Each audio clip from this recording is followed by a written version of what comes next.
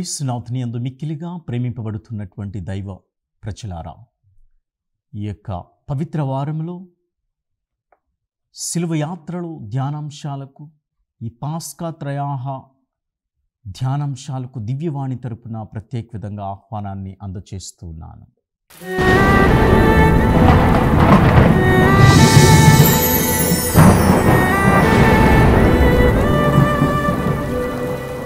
ప్రభునందు మిక్కిలిగా ప్రేమింపబడుతున్నటువంటి దైవ ప్రజలారా, మనందరికీ పాస్కా పరమరహస్యము అనేటటువంటిది ధ్యానం ప్రాముఖ్యత ఎంతగానో తెలుసుకోవాలని కొన్ని భాగాల్లో విపులీకరంగా చెప్తూ ఉన్నాను.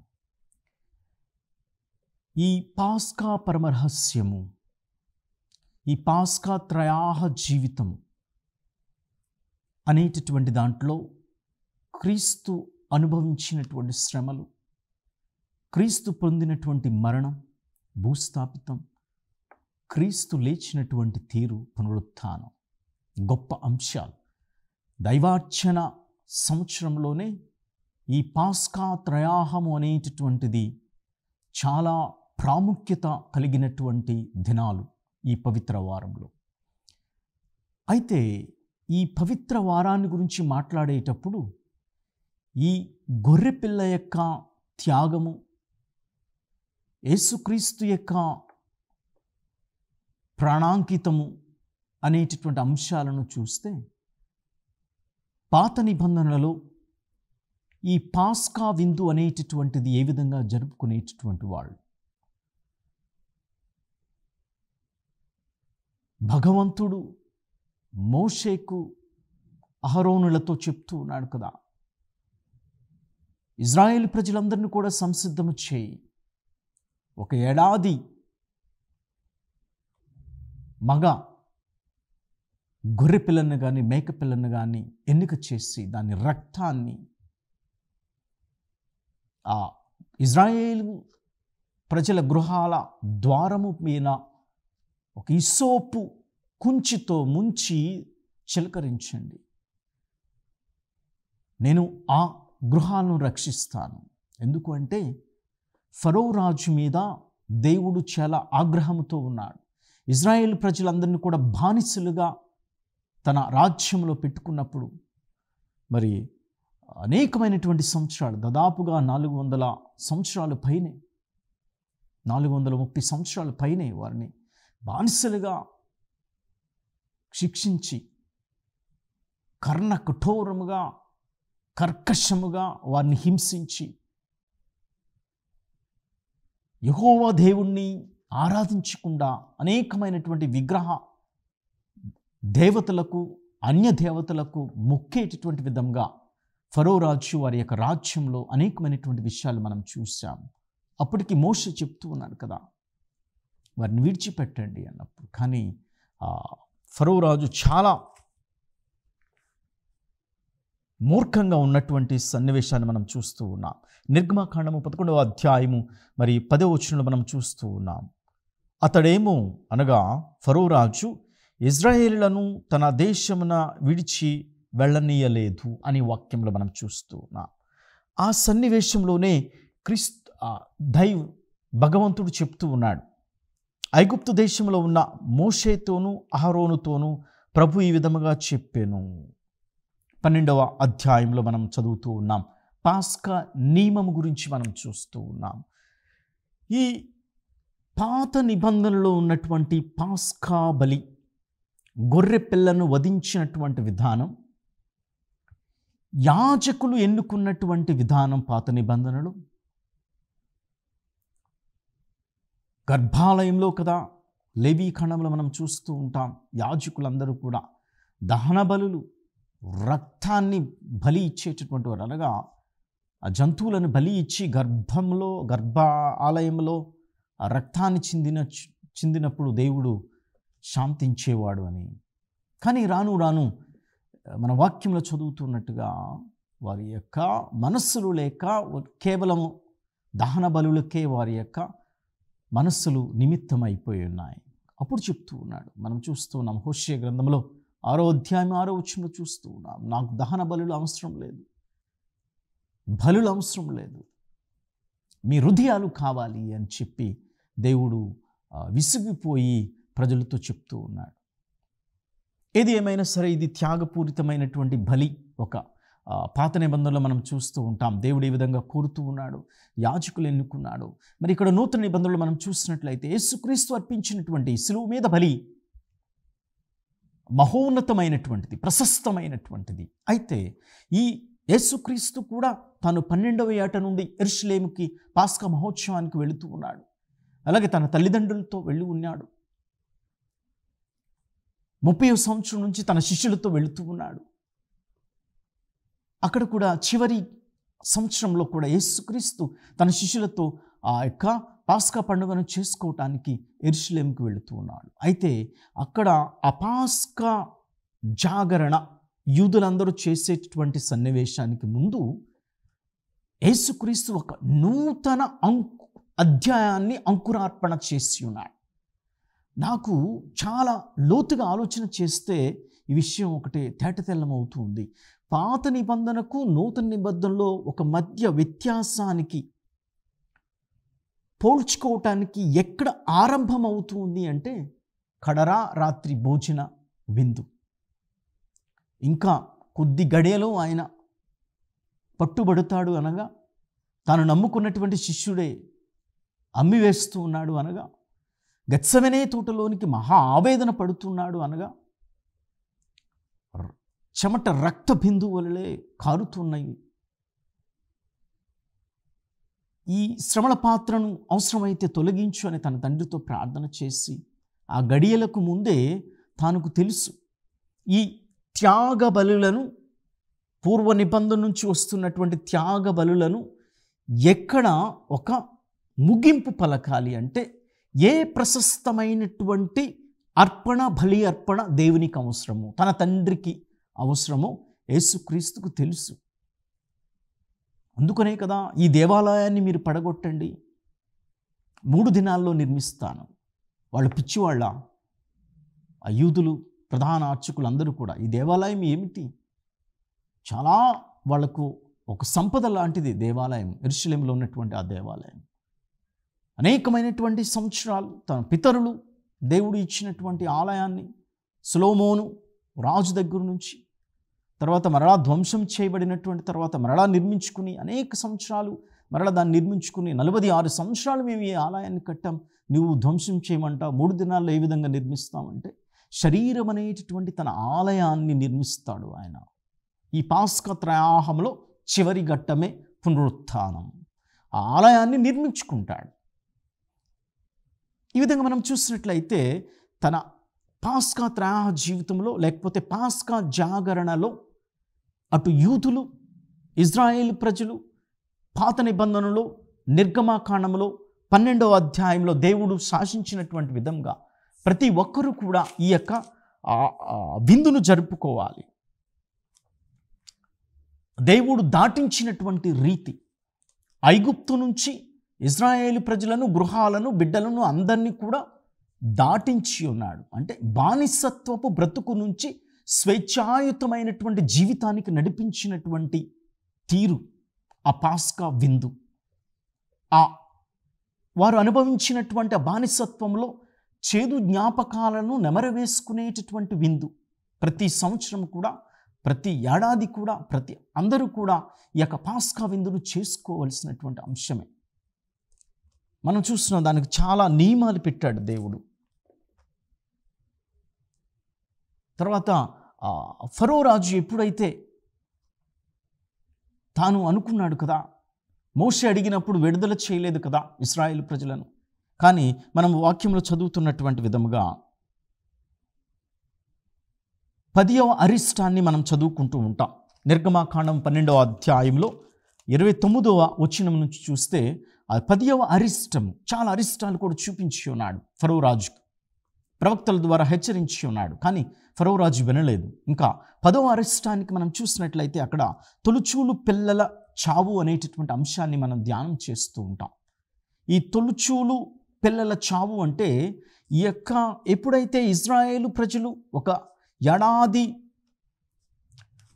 ఏడాది పోతు అయి ఉండవలేనటువంటి ఆ గొర్రె కానీ మేక కానీ దాని రక్తాన్ని వారి ద్వారములకు పెట్టి ఆ రాత్రి సమయం ఎవరు బయటకు రాకుండా వాళ్ళు ఉండాలి. ఎందుకంటే ఆ విద్వాంసాన్ని వాళ్ళు చూసి భయపడుతూ ఉంటారు. అంతగా ఆయన దేవదూతల సైన్యాన్ని పంపించి ఆ ఫరో రాజు ఐగుప్తులో ఉన్నటువంటి ఫరో రాజు యొక్క అనేకమైనటువంటి ప్రజలు వాళ్ళందరినీ కూడా కేవలం ఫరో రాజుకు ప్రప్రథమముగా సంతానం అనగా సింహాసనమును వారసుడైన ఫరో రాజు ప్రప్రథమ సంతానము మొదలుకొని చెరసాల చీకటి గదిలో మ్రగ్గులై ఉన్న వాని మొదటి బిడ్డ వరకును ఐగుప్తు అందరి తొలుచూలు పిల్లలందరినీ ఆయన చంపెను అనేటటువంటి వాక్యాన్ని మనం చూస్తూ ఉన్నాం. నిర్గమాకాండం 12వ అధ్యాయం 29వ వచనంలో మనం చూస్తూ ఉన్నాం. కనుక ఇక్కడ ఆ రాత్రి ఏ విధంగా ఉంది అంటే అందరూ కూడా ఆ రాత్రి వేళ మేల్కొనినప్పుడు ఐగుప్తు దేశమంతటా శోకారావము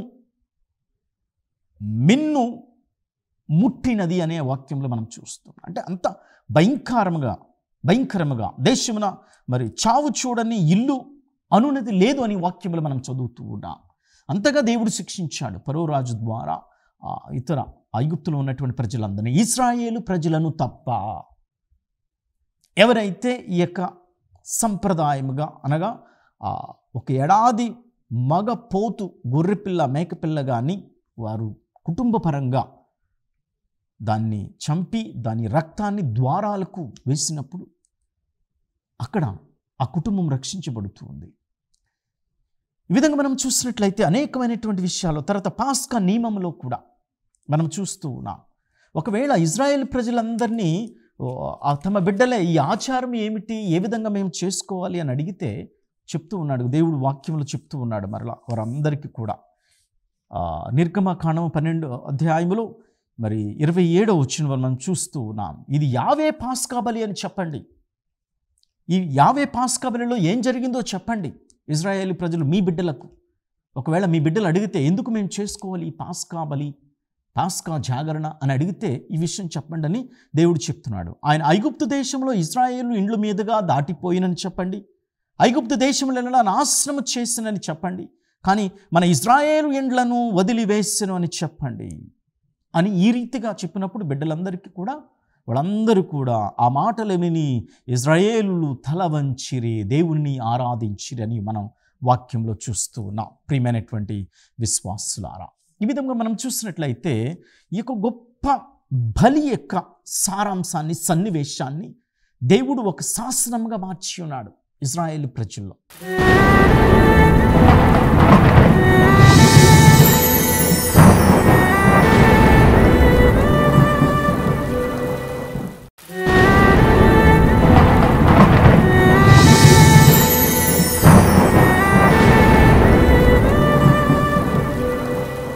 ఇప్పుడు నాకు అనిపించినటువంటిది నూతన నిబంధనలకు వచ్చినప్పుడు అక్కడ పాత నిబంధనలో యాజకులు చాలామంది ఉన్నారు, బలులు అర్పించేటటువంటి వస్తువులు గొర్రెలు మేకలు పొట్టేళ్ళు చాలా ఉన్నాయి.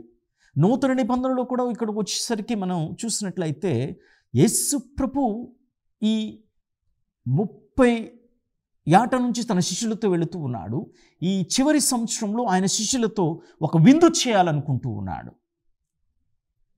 తను శ్రమలను అనుభవించేటటువంటి ముందే, అది మనం బేస్తవారం అని చెప్తూ ఉంటాం, పరిశుద్ధ గురువారం, ఈ పాస్కా ప్రయాహానికి ముందుగా అక్కడ ఒక దివ్య సప్రసాద స్థాపన అని మనం చూస్తూ ఉంటాం, గురుత్వ స్థాపన అని చూస్తూ ఉంటాం, అలాగే నూతన ఆజ్ఞ అనేటటువంటిది మనం చూస్తూ ఉంటాం. ఇక్కడ నాకు అనిపించినటువంటిది దాదాపుగా యేసుక్రీస్తు తన శ్రమలు శిలువ మీద మరణించటం వల్ల, అంటే ఒక గొర్రె పిల్ల స్థానంలో ఆయన బలిగా గావించబడుతూ ఉన్నాడు, అది మనకు అర్థమవుతుంది. కానీ ఇక్కడ నూతన అధ్యాయానికి ఒక అంకురార్పణ చేసి ఉన్నాడు. ఇక్కడ చాలా క్షుణ్ణంగా క్రైస్తవులమైనటువంటి మనందరం కూడా తెలుసుకోవాలి, ఇదందరూ కూడా రాసుకోవాలి, గుర్తు పెట్టుకోవాలి, జ్ఞాపకం చేసుకోవాలి. ఎంత అమోఘ్యమైనటువంటిదా, అద్భుతమైనటువంటిదా, ఆశ్చర్యకరమైనటువంటిదా ఈ దివ్యబలి పూజ అంటే. ఎందుకంటే ఆయన మరణించిన తరువాత అప్రేషిత కార్యాన్ని, తండ్రి పరలోక రాజ్యాన్ని కూడా విస్తరించేటటువంటి ప్రేషిత కార్యాన్ని తన శిష్యులకు అప్పచెప్పుతున్నారు కదా అక్కడ రాత్రి భోజన సమయంలో. అందుకనే కదా తన యాజకత్వంలో తన శిష్యులను పాలు పంచుకోవటానికి, భాగస్థులుగా చేయటానికి శిష్యులు కాళ్ళు కడిగి ఒక నూతన అధ్యాయాన్ని ఇచ్చి, ఒక రాజు అంటే సేవకుడిగా ఉండాలి, ఒక గురువు అంటే తన ప్రజల కోసం పాటుపడాలి, యేసుక్రీస్తు స్థానంలో ఉండాలి, అపర క్రీస్తు అని చెప్తూ ఉంటాం ఒక గురువు అంటే. అందుకనే ఆయన ఆ శిష్యులందరికీ కూడా ఒక నూతన అధ్యాయాన్ని ఇచ్చి ఉన్నాడు, అనగా తన గురుత్వంలో భాగస్థులను చేశాడు. ఇంకా పాత నిబంధనలు మనం చూసినట్లయితే అది వంశపరంపరంగా ఒక సమూహానికి, అనగా ఒక తెగకు సంబంధించినటువంటిది యాజకత్వం అంటే. కానీ ఇక్కడ అద్భుతమైనటువంటి రీతిలో మెల్కిజెదెకు యాజక క్రమమున నీవు శాశ్వతమైనటువంటి యాజకుడిగా ఉంటావు అంటే ఇక్కడ చాలా గొప్ప విషయాన్ని మనం జ్ఞాపకం చేసుకోవాలి ప్రియమైనటువంటి విశ్వాసులారా. ఎందుకంటే పాత నిబంధనలో మనం చూస్తూ ఉన్నాము కదా, ఆదికాండము 14వ అధ్యాయంలో అక్కడ అబ్రహాము యుద్ధాన్ని ముగించుకుని వస్తూ ఉన్నప్పుడు మెల్కిసెదెకు ఎదురు పడుతూ ఉంటా. మెల్కిసెదెకు ఆయన మరలా దేవుని సన్నిధి నుంచి వచ్చినటువంటి యాజకుడుగా, యాజక క్రమంగా మనం చూస్తూ ఉంటాం. ఆయనకి ఆ యొక్క కుటుంబ వ్యవహారము కానీ, తల్లి కానీ, తండ్రి కానీ ఎక్కడి నుంచి వచ్చారు అనేటటువంటిది మనకు తెలియదు మెల్కిసెదెకు. అందుకనే ఇప్పుడు ఈ యూదులైనటువంటి వారందరికీ కూడా ఇక్కడ చాలా ఆశ్చర్యకరమైనటువంటిది, యూదులందరికీ కూడా మరి ముఖ్యంగా హెబ్రీయులకు రాయబడినటువంటి లేఖలో మనం చూసినట్లయితే అక్కడ యేసుక్రీస్తు యాజకత్వాన్ని పెంపొందిస్తూ ఉంది. యూదయ మతము నుంచి క్రైస్తవులుగా మారినటువంటి వాళ్ళు మరలా వెనుకకు వెళుతున్నటువంటి సందర్భంలో ఆ హెబ్రీయులకు రాయబడినటువంటి లేఖ ఆ గ్రంథకర్త చక్కగా చెప్తూ ఉన్నాడు కదా, మీరు ఎందుకు వెనక్కు వెళుతూ ఉన్నారు, ఎందుకు కష్టాలకు లొంగిపోతూ ఉన్నారు, శాశ్వతమైనటువంటి యాజకత్వం కలిగినటువంటి సిలువ వేయబడినటువంటి క్రీస్తుని నమ్ముకోకుండా మరల పాత యూద యాజకత్వానికి, అహరోను యాజకత్వానికి, లేవీల యాజకత్వానికి వెళ్ళిపోతూ ఉన్నారు మీరందరూ. అంతకంటే ప్రశస్తమైనటువంటి గొప్ప బలి ఇక్కడ జరిగినది కదా అని చెప్తూ ఉన్నాడు. అంటే ఇక్కడ ఈ కడరా రాత్రి భోజన సమయము చాలా ప్రాముఖ్యమైనటువంటిది మన జీవితాల్లో కూడా.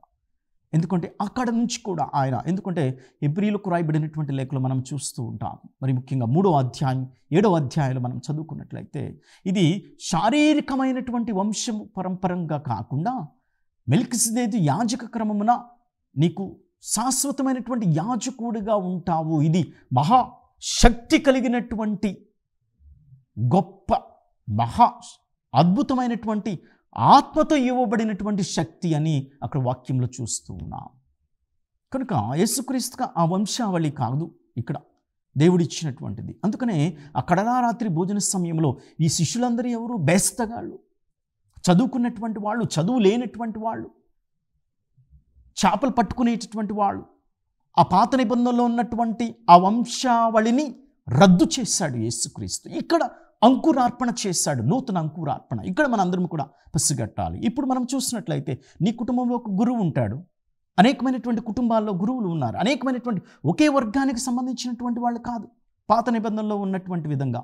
ఎందుకంటే ఇక్కడ ఆ శిష్యులు కాళ్ళు కడిగినప్పుడు వారందరినీ కూడా ఇది నా శరీరము, దీన్ని భుజించండి, రొట్టెని తీసుకుని, ద్రాక్షరసము తీసుకుని, ఇది నా రక్తము, మీరు తాగండి అని అక్కడ యేసుక్రీస్తు యాజకత్వంలో శిష్యులందరినీ కూడా పాలు పంచుకునే విధంగా చేస్తూ ఉన్నాడు.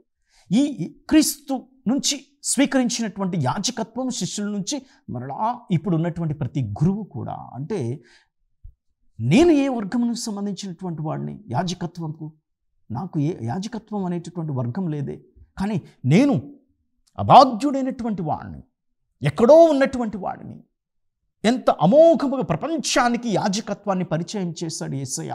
ఇక్కడ ముఖ్యమైనటువంటి భాగము గురుత్వ స్థాపన. ఈ యొక్క కడరా రాత్రి భోజన సమయంలో యేసుక్రీస్తు ఇచ్చినటువంటిది గురుత్వ స్థాపన. ఇది చాలా ముఖ్యమైనటువంటిది ప్రియమైనటువంటి విశ్వాసులారా. అందుకనే మనం చూస్తూ ఉన్నాం కదా, అక్కడ కొరింథీయులకు రాయబడిన 2వ కొరింథీయులకు రాయబడినటువంటి లేఖలో 4వ అధ్యాయం 2వ వచనంలో మనం చూస్తూ ఉన్నాం. పౌలు గారు చెప్తూ ఉన్నారు కదా, ఈ ఆధ్యాత్మిక సంపద గలవారమైన మేము మాత్రము మట్టి పాత్రల వంటి వారమే, మట్టి పాత్రల వంటి వారమే పౌలు గారు చెప్తూ ఉన్నారు. అంతగా గొప్పగా ఆయన అర్థం చేసుకుని అన్నాడు. ఆ పాస్కా బలి అనగా యేసుక్రీస్తు అర్పించినటువంటి బలి. అందుకనే ఈ పాస్కా బలి శ్రేష్టమైనటువంటి బలి అర్పణ. ఇది ఒక మరి మహత్కరమైనటువంటి బలి. అంతే ఆ గురుత్వం అంటే ఒక అమృత వర్షం అని చెప్పుకోవాలి. ఆ పాత నిబంధనలో అర్పించినటువంటి బలిల కన్నా నూతన నిబంధనలో ఈ యొక్క కడరారాత్రి సన్నివేశం నుంచి ఆయన గురుత్వ స్థాపన స్థాపించి సిలువ ప్రయాణంలో, శ్రమల ప్రయాణంలో, మరణము సిలువ మీద, అలాగే 3వ దినాన పునరుత్థానం, ఈ పాస్కా త్రయాణ జీవితానికి నాంది ఆ కడరారాత్రి భోజనంలో ప్రారంభమవుతుంది, ఆ సిలువ బలి. అందుకే కదా మన వేదాల్లో, ఋగ్వేదాల్లో, యజుర్వేదాల్లో అనేకమైన విధాలుగా ఉన్నాయి. ఓం వృక్షశూల తర్పునానానమ అంటే ఒక కొయ్యకు అంటగొట్టబడిన వాడా నీకు నమస్తే. అద్భుతాలు చేసేవాడు కదా. ఆ గ్రంథాలు కూడా చాలా పొగుడుతూ ఉన్నాయి. ఓం నర్మదాయనా నమ అంటే నీటి మీద నడిచిన వాడా నీకు నమస్తే. ఓం దరిద్రాయనా నమ అనగా దరిద్రుడిగా, పేదవాడుగా జన్మించిన వాడా నీకు నమస్తే. ఇంకా చివరిలో ఏం చెప్తూ ఉందంటే ఓం వృక్షశూల తర్పునానానమ వృక్షానికి అంటగొట్టబడినటువంటి వాడా అంటే సిలువ వేయబడినటువంటి వాడా. ఇప్పుడు చూడండి, ఈ పాస్కా బలి యూదులలో, ఇశ్రాయేలు ప్రజల్లో మరి అక్కడ ఉన్నటువంటి అంశాలు మనం చూసినట్లయితే, ఒక గొర్రె పిల్లను వాళ్ళు వెన్నుకోవాలి కదా, అక్కడ దాని రక్తాన్ని వాళ్ళ ద్వారాలకు పుయ్యాలి కదా, ఈ సోపు కుంచెలో ముంచి, ఆ రక్తంలో ముంచి ద్వారానికి అడ్డంగా నిలువుగా ఉన్న కమ్మెలకు పుయ్యాలి కదా. ఇక్కడ యేసుక్రీస్తు దానిని తీసివేస్తూ ఉన్నాడు, దాన్ని తొలగించి ఉన్నాడు. ఎందుకంటే ఇక్కడ మనం చూస్తూ ఉన్నాం, పాత నిబంధన యాజకత్వము కన్నా, లేవీయుల యాజకత్వము కన్నా, ఇశ్రాయేలుల యాజకత్వము కన్నా, యూదుల యాజకత్వము కన్నా అతి శ్రేష్టమైనటువంటి గొప్పది ఒకటి, భిన్నమైనటువంటి యాజకత్వాన్ని స్థాపించి ఉన్నాడు యేసుక్రీస్తు. ఆ యాజకత్వం అనేటటువంటిది ఏమిటి అంటే, అక్కడ రాత్రి భోజన సమయంలో మనం చూస్తున్నాం ఏ విధంగా తాను ఆ గురుత్వాన్ని అంటే ఏమిటి, సేవకు రూపం దాల్చండి. ప్రతి గురువు కూడా తనను తాను వ్రయలు చేసుకోవాలి. యేసుక్రీస్తు తన శరీరాన్ని సిలువ మీద ఏ విధంగా విరుచుకున్నాడో, బలి ఇచ్చాడో, ప్రతి గురువు కూడా తనకు అప్పచెప్పబడినటువంటి మంద, విచారణ, ప్రజల కోసం తన శరీరాన్ని వ్రయలు చేసుకోవాలి. రేయింబవళ్ళు ఆ ప్రజల యొక్క ఆధ్యాత్మిక విషయాల కోసం పాటుపడుతూ ఉండాలి. కనుక ఇంకా నిర్గమకాండంలో మనం చూసినట్లయితే 12:5 పూర్వ నిబంధనలో దేవుడు మోషేకు, అహరోనుకి ఆజ్ఞాపించినట్టుగా ఒక ఏడాది పోతు అయి ఉండవలననేటువంటిది. ఇంకా ఇక్కడ యేసు తాను సిలువ మీద స్వీయ బలిని అర్పించాడు కదా. ఇంకా ఏ గొర్రెపిల్ల అవసరం లేదు, ఏ గొర్రెపిల్ల రక్తం అవసరం లేదు. ఇప్పుడు ఉన్నటువంటి గురువులు ఒక బలి చేయాలి అంటే, దివ్య బలి పూజ చేయాలంటే పూర్వకాలంలో అర్పించినటువంటి విధంగా కాదు. స్వీయ బలి అర్పించినటువంటి యేసునే మరలా ప్రతి దివ్య బలి పూజలో ఆయనే తనను తాను ప్రత్యక్షపరుచుకుంటూ ఉన్నాడు. అదే స్వీయ బలి 2000 సంవత్సరముల కింద గొల్గొతా కొండ మీద తాను అర్పించినటువంటి ఆ పాస్కా త్రయాణ జీవితంలో యేసుక్రీస్తు శ్రమలు, మరణం, పునరుత్థానం, అదే రీతిలో ఆయన దివ్య బలి పూజలో కూడా అపద్రాక్ష రసాలు ఎప్పుడైతే గురువు ఆ పీఠం మీద పెట్టి, తండ్రి దేవుని, ప్రభువా నీ ఆత్మను, పరలోకము నుండి నీ ఆత్మను అగ్నివలే, ఈ విధంగా పాత నిబంధనలో ప్రవక్తలు ప్రార్థన చేసినప్పుడు దేవుడు అగ్నిని పంపి ఆ అర్పణలను దహించి వేసి ఉన్నాడు. అలాగే ఇక్కడ గురువు కూడా దివ్య బలి పూజలో, కృతజ్ఞతార్చన ప్రార్థనలో, నడి పూజలో ఆ యొక్క ప్రార్థనను చెప్తూ ఉంటాడు. దాన్ని మనం గ్రీక్ భాషలో ఎపిక్లెసిస్ అని చెప్తూ ఉంటాం. అంటే invocation of the holy spirit. పవిత్రాత్మను ఈ ద్రాక్ష రసాల మీద పెట్టి నీ కుమారుని శరీర రక్తాలుగా మార్చు అని గురువు ప్రార్థన చేస్తూ ఉంటాడు. అందుకనే ప్రతి దివ్య బలి పూజలో ఇది ఒక ప్రత్యక్షత, అద్భుతము, ఆశ్చర్యము, అమోఘముగా మనకు కనపడుతూ ఉంటుంది. ప్రతి దివ్య బలి పూజలో ఆయన తనను తాను ప్రత్యక్షపరుచుకుంటూ ఉంటాడు. తాను మరలా ఆ సిలువ బలి అనేటటువంటిది మనకు కనపడుతుంది. కనుక అంత స్వచ్ఛం, అంత అమోఘమైనటువంటిది స్వీయ బలి, యేసుక్రీస్తు బలి. మరి ఈ తపస్సు కాలంలో కూడా మనం అనగా ఈ పవిత్ర వారంలో కూడా మనం ఎంతవరకు యేసు యొక్క సిలువలో ప్రయాణం చేస్తూ ఉన్నాం అని ఆత్మ పరిశీలన చేసుకుని మరి దేవుడు మనకు కావలసినటువంటి విధంగా ఆశీర్వదించాలని, అలాగే ఇప్పుడున్నటువంటి గురుత్వంలో గురువులందరినీ కూడా, అభిషక్తులందరినీ కూడా గౌరవించి వారి కోసం ప్రార్థన చేస్తూ, మీ విచారణ గురువుల కోసం ప్రార్థన చేస్తూ వారికి సహాయపడుతూ మరి వారు అర్పించేటటువంటి ఆ యొక్క దివ్య బలి పూజల్లో పాలు పంచుకుని యేసుక్రీస్తు యొక్క రాకడ కోసం మనందరం కూడా సంసిద్ధం చేయాలి. ఇది విశ్వాస ప్రార్థన కదా, మనకందరికి కూడా విశ్వాస రహస్యం అని చెప్తూ ఉంటాం కదా. ఆయన మరణించాడు, మరలా వస్తాడు, తిరిగి లేచాడు, మరలా తిరిగి వస్తాడు. తన ఈ తిరుసభను తీసుకుని వెళ్తాడు, తన పెళ్లి సంఘమును తీసుకుని వెళ్తాడు, వరుడుగా వస్తూ ఉంటాడు వధువైనటువంటి ఈ యొక్క తిరుసభ సంఘం కోసం కదా. అది కదా మన విశ్వాసాన్ని ప్రకటన చేస్తూ ఉంటాం. కనుక ప్రియమైనటువంటి విశ్వాసులారా, యాజకత్వాన్ని గురించి మనం బాగా తెలుసుకోవాలి, చదవాలి. మరి ముఖ్యంగా హెబ్రీయులకు రాయబడినటువంటి లేఖ, అలాగే పాత నిబంధనలో ఉన్నటువంటి విషయాలు, నిర్గమకాండములో ఆ రెండిటికి పొంతన చూసుకోవాలి. ఏ విధంగా నేను అర్థం చేసుకోవాలి, ఏ విధంగా నేను క్రైస్తవుడిగా యేసుక్రీస్తు యొక్క గురుత్వాన్ని, అలాగే నీ బిడ్డలకు ఈ గురుత్వం ఇవ్వబడుతుంది కదా. దేవుని సేవకు పంపిస్తున్నారు కదా మీ బిడ్డలను. వారు ఏ విధంగా పొందుతున్నారు అంటే యేసుక్రీస్తు ఇచ్చినటువంటి ఒక అమోఘమైనటువంటి అమృత వర్షం ఈ గురుత్వం అనేటటువంటిది. కనుక ఆ గురువులైనటువంటి వాళ్ళందరి కోసం ప్రార్థన చేద్దాం ఈ తపస్సు కాలంలో, ఈ పవిత్ర వారంలో. దేవుడు ఈ వాక్యాన్ని వింటున్నటువంటి మిమ్మలను, మీ కుటుంబాన్ని ఆశీర్వదించునుగాక. పిత, పుత్ర, పవిత్రాత్మ నామమున ఆమేన్.